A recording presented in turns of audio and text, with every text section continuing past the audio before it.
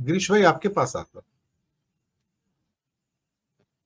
ये पहली बार एक्चुअली ऐसा हुआ है कि जहां पर चुनाव आयोग ने एक लेटर इशू किया है अभी 5वें चरण के बाद कि जितने स्टार प्रचारक हैं वो संविधान के ऊपर कोई टिप्पणी ना करें। कि जो राहुल गांधी लगातार कह रहे हैं कि संविधान पलट देंगे, आरक्षण खत्म कर देंगे, यहां तक कह दिया कि अग्निवीर के ऊपर आप क्यों बात कर रहे हो, आप उसका राजनीतिकरण क्यों कर रहे हो। यानी कि ये सारे के सारे अटैक ले दे के फिर राहुल गांधी पे है कि तुम संविधान को बदलने की बात, आरक्षण को बदलने की बात और अग्निवीर को यह कह के कि आर्मी का राजनीतिकरण की इस मुद्दों को क्यों उठा रहे हो आप। लेकिन जिसके ऊपर आक्षेप लगाना चाहिए था, जिसका नाम लेना चाहिए था, उसका तो नाम नहीं लेते। और हेट स्पीच उसकी अभी तक एक्शन नहीं हुआ है। मैं आपको यकीन से कह सकता हूं कि 7वां चरण भी समाप्त हो जाएगा, मोदी के खिलाफ कोई एक्शन नहीं होगा, मां नाम का शब्द भी उच्चारित नहीं किया जाएगा चुनाव आयोग के द्वारा। गुलाम लोग जो होते हैं वो नाम नहीं ले सकते साहब, वो जिले इलाही हैं उनके। तो सजा देने की बात तो बहुत दूर की है। इतनी कमजोर व्यवस्था, भारत का स्टील फ्रेम पिघल कर पानी हो गया सर। इन जैसे लोग जब भारत की व्यवस्था संभालेंगे तो आप यकीन मानिए ये वही लोग हैं जैसे कि पुतिन के अंतर्गत जो ब्यूरोक्रेसी काम करती है या शी जिनपिंग के अंतर्गत जो ब्यूरोक्रेसी काम करती है, ये वही तो सिस्टम है और क्या है। और सारी की सारी गुजरात लॉबी यहां पर लाकर खड़ी कर दी गई, जो सारे ब्यूरोक्रेसी थे। और फिर उनसे कहा गया कि एक एक करके चुन चुनकर ऐसे लोग लाओ जो हमारी लॉबी के हिसाब से काम कर सके, हमारी लॉबी के हिसाब से। यानी कि मैं कुछ कहूं, अगर मैं बैठने को कहूं तो लेट जाए, अगर मैं कहूं कि भाई तुझे खड़ा रहना है तो सिर के बल भी खड़ा रहेगा, वो आगे से प्रश्न नहीं करेगा। तो सारे ब्यूरोक्रेट्स ऐसे ले आए गए और राजीव कुमार भारत के इतिहास में अब अमर हो जाएंगे सर।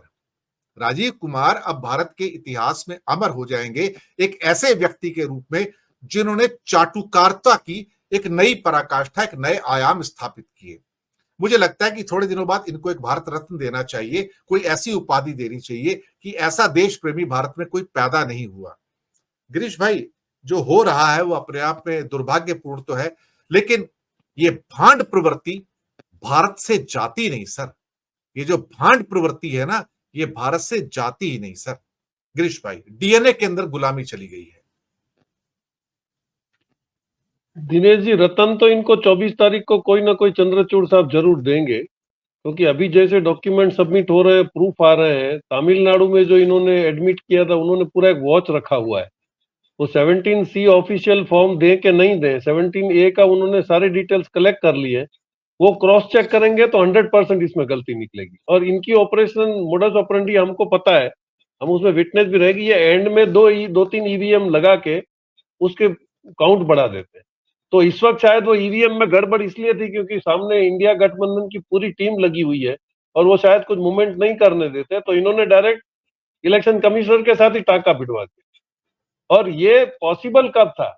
ये ऐसा नहीं है कि इन लोगों ने ब्यूरोक्रेट्स के थ्रू आदमी अरेंज किए। ये आरएसएस तो पोस्ट इंडिपेंडेंस ही कर रहा था। आज आप देखिए, चीफ जस्टिस निकल के भाजपा में जा रहा है, जजेस छोड़ के भाजपा में जा रहे हैं, बॉम्बे का पुलिस कमिश्नर भाजपा में चला गया, आर्मी का चीफ भाजपा में चला गया। तो इन्होंने वो जो कैडर धीरे धीरे खड़ा किया था, वो मोदी के लिए पूरा एक किला बना हुआ था। और वो आउटराइट बिल्कुल बोल्डली बोल देते हैं कि हम तो आरएसएस के सूल से पड़े और वो कर रहे हैं। मतलब उन्होंने इनजस्टिस तो आज नहीं, वो 40 साल से कर।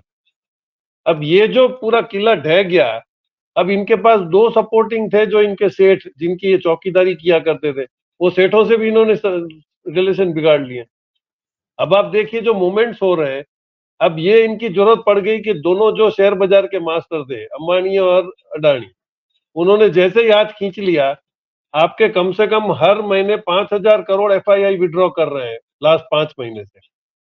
आप समझ रहे हो शेयर बाजार को, उसको अपहोल्ड करने के लिए सॉरी, एफएम को, फाइनेंस मिनिस्टर को, प्राइम मिनिस्टर को, इनको आना पड़ा है बूस्टिंग करके ने बच। क्योंकि अगर शेयर बाजार गिर गया तो छोटे से छोटे आदमी को भी पता चलेगा कि कुछ गड़बड़ तो हो रही। तो आप समझिए, एक तरफ इनका पूरा नैरेटिव फेल हो गया और ये ओवर कॉन्फिडेंस में थे कि एक तो राम मंदिर बन गया, हमने 5 किलो अनाज दे दिया है, तो सारी जो पूरी इंडिया की सोसाइटी उसको उन्होंने कैटर कर लिया। अब वो मिसफायर हो गया क्योंकि ये जो यंग ब्रिगेड है, इन लोगों ने एक बहुत ही अच्छा कर दिया कि इन्होंने सारा इलेक्शन को लोकलाइज कर दिया। अब वो आप बिहार में देखिए, वो सरकारी नौकरी की बात कर रहे हैं, जाति जनगणना की बात कर रहे हैं। हरियाणा में जाते हैं तो अग्निवीर की बात कर रहे हैं। ये इसलिए उनको रोक रहा है क्योंकि वो काफी लोकलाइज कर रहे हैं इलेक्शन। अब वो राजीव कुमार को बीच में आना ही पड़ेगा बोलने के लिए कि भाई ये आप बंद करो, क्योंकि हरियाणा में उसका बहुत बड़ा इम्पैक्ट आ रहा है। वो धड़ल्ले से राहुल गांधी और तेजस्वी और ये लोग बोल रहे हैं। फिर आप ओडिशा में आप देखिए जगन्नाथपुरी में, और ये नहीं है कि पात्रा नहीं बोला है, आज तो इन्होंने भी किसी एक बड़े लीडिंग चैनल को ऐसे बोला कि मैं बायोलॉजिकल चाइल्ड नहीं हूं, मेरे को भगवान ने भेजा है।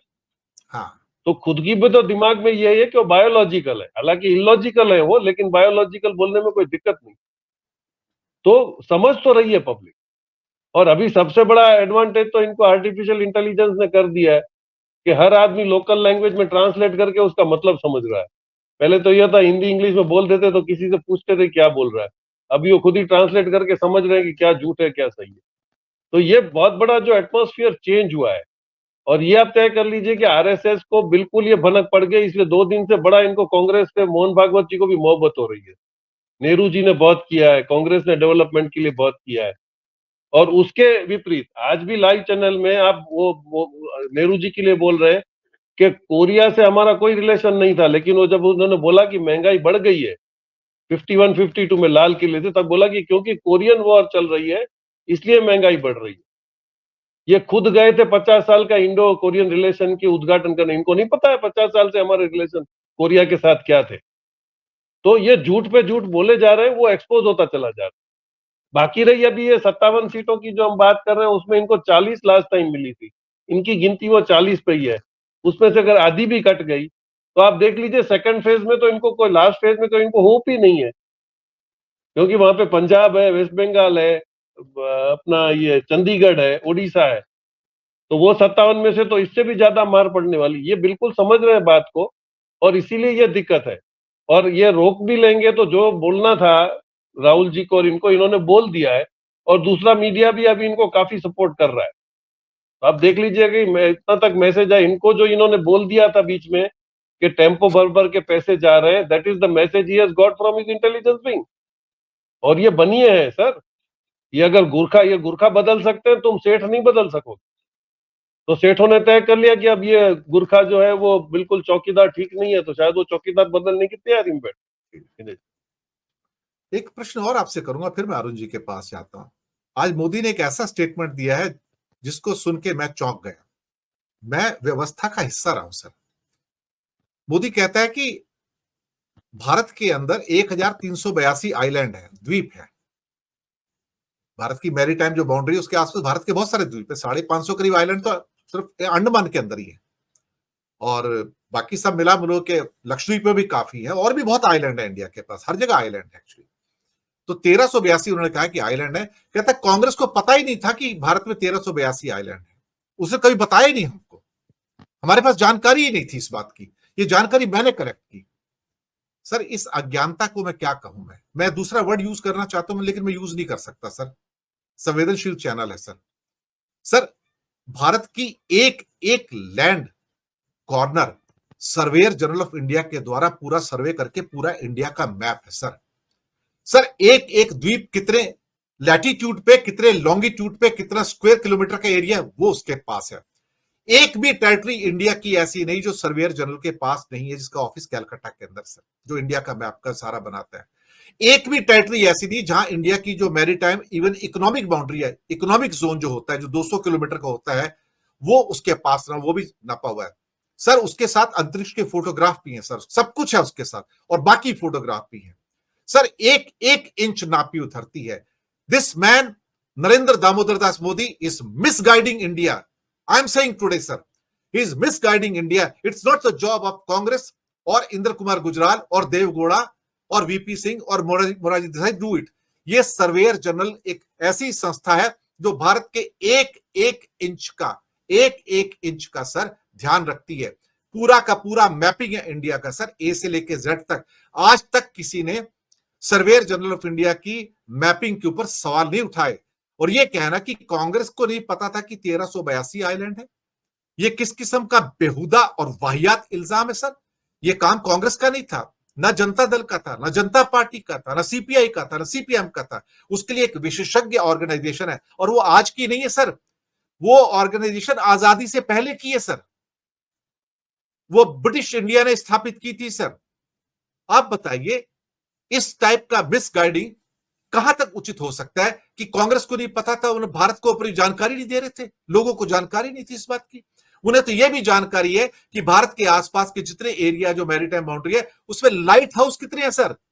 मैं सिर्फ आइलैंड की बात नहीं कर रहा हूं सर, इकोनॉमिक जोन की बात नहीं कर रहा हूं, कितने लाइट हाउस स्थापित है, किस दूरी पर, किस लॉन्गिट्यूड पे, किस लैटिट्यूड पे, everything is sir pointed. Sir मैं आपकी टिप्पणी चाहूंगा, दिस इज वेरी अनफॉर्चुनेट कि मोदी जो है भारत की जनता को दरअसल एक किस्म से मिसगाइड कर रहे हैं सर। गिरीश भाई, मुझे थोड़ा आक्रोश हुआ, गुस्सा हुआ जब मैंने इसको पढ़ा, तो मुझे ठीक नहीं लगा सर, लेकिन ये बहुत इंपॉर्टेंट जानकारी थी जो मैंने दर्शकों तक पहुंचाई है सर। गिरीश भाई, नहीं, आपका गुस्सा थोड़ा ठंडा कर देते हैं सर। ये जियोलॉजिकल रिपोर्ट आया तब वो 35 साल वो तो भीख मांग रहे थे, तो शायद उनके नजर में नहीं आया होगा, शायद वो सही है। लेकिन एक आप पोजीशन इनकी देख लीजिए, एक वो स्काईलैब गिरने वाला था, दैट वाज बिकॉज कि उसका कंट्रोल रूम से कमांड खत्म हो गया था। अब इनका नागपुर से ये सैटेलाइट का कमांड खत्म हो गया है, इनको क्या बोलना है पता नहीं है, तो जो इनकी समझ में आता है वो बोल रहे हैं।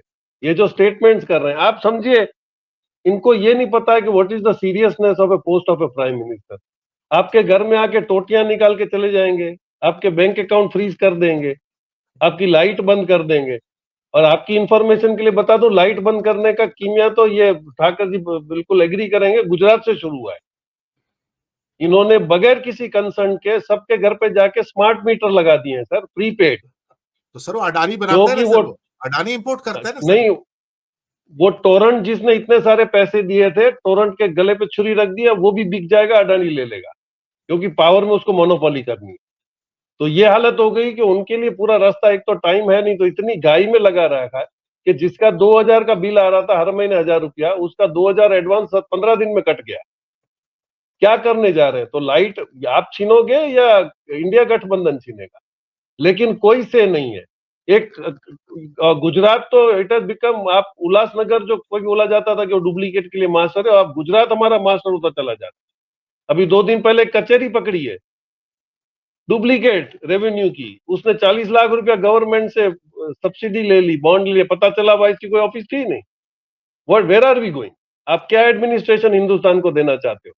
ये आक्रोश तो अगर ये ऑपोजिशन और इंडिया को इनको हाईलाइट करना चाहिए कि ये है इनका एडमिनिस्ट्रेशन, ये है गुजरात मॉडल, कि सब डुप्लीकेट चलेगा और कोई उसमें सीरियसनेस नहीं है।